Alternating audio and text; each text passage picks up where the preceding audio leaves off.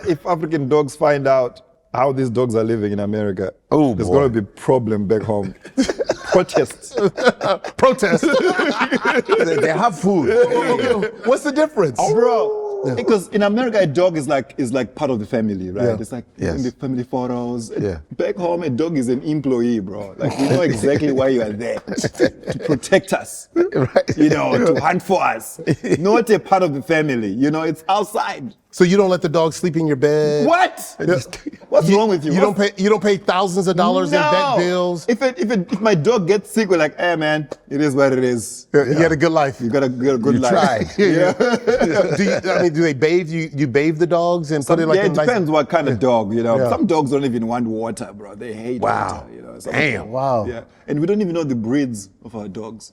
Oh, so in America it was like, Mutt. We like call I them got mutts. a schnoodle poodle. Our dog We is call it- brown. Who? Brown. Just the color. A brown dog. It's a brown right What kind of here. dog you have? A brown dog. Black dog. Here's he bought a brown one. Okay. So, you know, because we watched the movie, what's the name? John Wick. Yeah. It With the dog? It was just like, why are you doing this? He's overreacting, bro. Oh, over his dog. For one dog. They took my dog. Nah, bro. I have to avenge my dog. Nah, bro. Oh my Get another goodness. one. So there's no emotional connection or attachment to It is so the thing about most Africans, we have what they call Ubuntu. I don't know if you Ubuntu. Ubuntu. What's that? Bro, you need to do this for your videos. You know, Ubuntu. It's like you are because I am. Like we are human. It means I am human. You are human, and we treat each other the same way. Yeah. You know, that's like across Africa. Our people That's are why called Africa- Bantu people, and that's where it Bantu, comes from. Bantu. Oh, okay. Ubuntu. Ubuntu. Right. Yeah. So human life is at the top of everything, even the lives of your enemies. That's why we let everybody in. Go ahead. Exactly. It's right here. Everything else comes second. You know, it can be dogs, whatever. So, but human life is at the top of everything. That's why because you're Ubuntu. You're a person. Wow. That's the culture, you know. Wow. So when Chris Rock made that statement that you know in relationships it's the woman, kids, and then dogs, that would not be that would not necessarily be not in Africa. That would not be you would have humans all In the America, humans, it's dog Yep. first, right? The grooming, dog grooming, the carriage, baby buggies. These motherfuckers love their dogs so much, man. Their dogs are, they like their dogs more than human Oh beings. yeah, It's reversed. I've seen it. I've seen reversed. it, man. It's really crazy. out You, here. you speak about, and I think it's so funny, but I think it's also so true. You talk about the fragility of Americans. For such a powerful country, Americans are so fragile. What do you mean by that? Oh, it's tough to do comedy here in this country. Why? What? You would say you say the word like fat already. People are like, oh my God, my feelings. I'm offended. Bruh, what is wrong with you?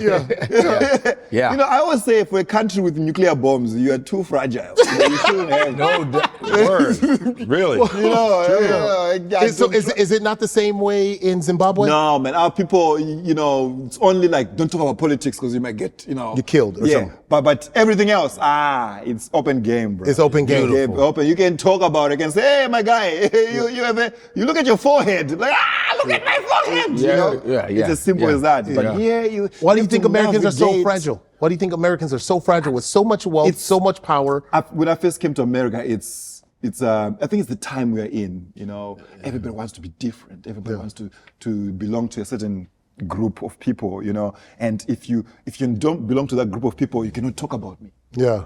You know, there's this division on everybody. If I'm black, you know, and white, you know, and everybody's divided. Religion, you know, it's just little divisions. Size, tall people, short people, everybody wants to be divided. Yeah. You know, and that's just what it is here. Yeah, I remember one time I was working, this is when you and I were working together at the NFL Network together. And I remember somebody came in wearing like short shorts and it was like the bottom of their booty cheek was showing. Whoa. And I was like, hey, you wearing that up at work? And I didn't say that to the person, I'm just saying it out loud. yeah. Like, they just let anybody wear anything at work. and I got cussed out by this girl. She come up to me, I can't believe you are slut shaming.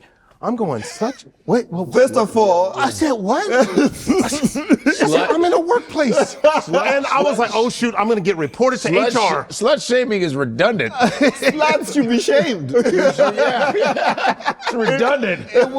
I was blown away. I'm saying, I'm in a work. I was like, and I was so mad because I wanted to just, I'm like, because I couldn't come to work with my knockers just like, I'm just like, I'm like, what are we doing here? Yeah. And then I said, all right, you're right. Sensitive, you can't talk about, so then she gets to just wear whatever she wants, whether it's showing everything or nothing, whatever, I've heard different people shout whenever I do a joke, and they just you cannot say that, and you're like, what? Oh yeah.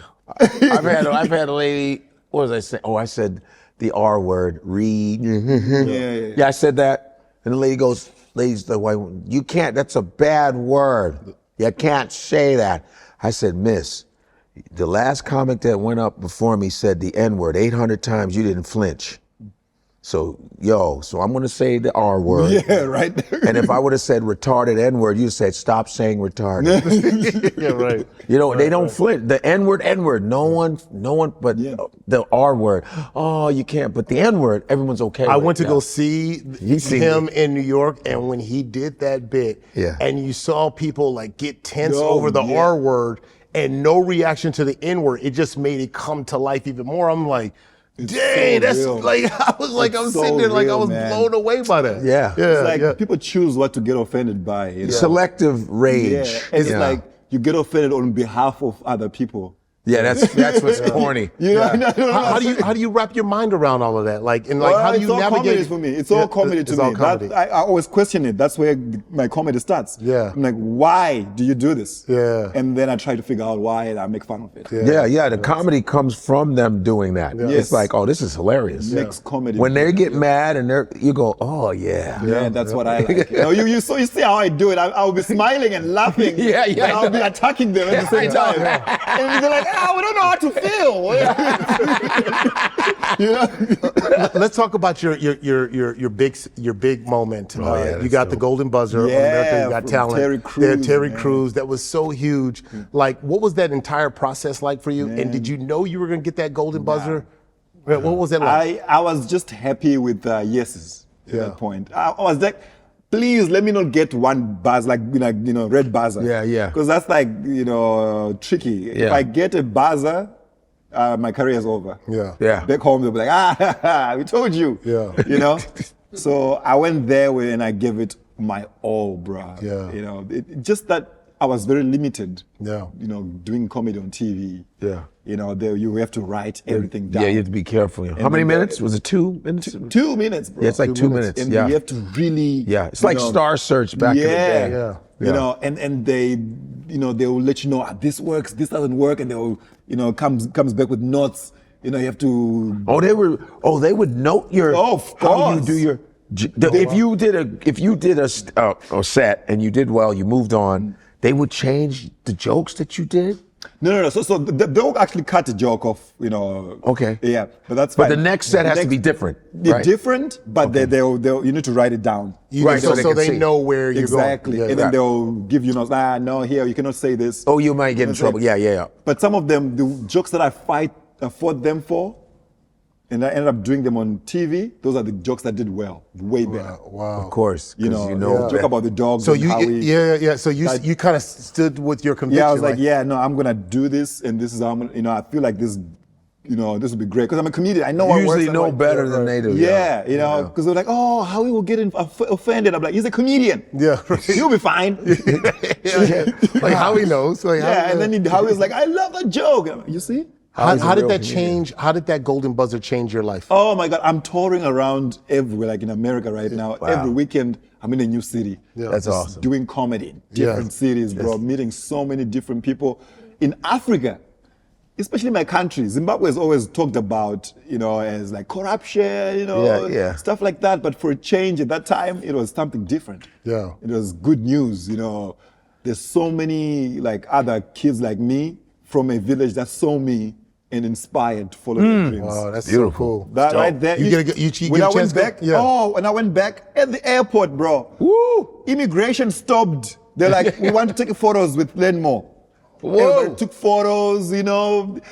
You're like Paparazzi Pacquiao. was chasing me, bro. Wow. In the city, you know, they wanted to name a street after me. You know, Learnmore Avenue. There's a lot of prostitutes there, but it's okay. I like that. Well, I guess you're gonna learn more on that street. No, Long John, remember? And I'm just Learn more. We came here to learn more.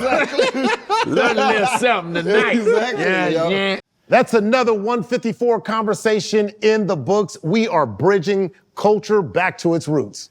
From Africa to the world, we're telling stories our way. So make sure you hit like, subscribe, and share your voice in the comments.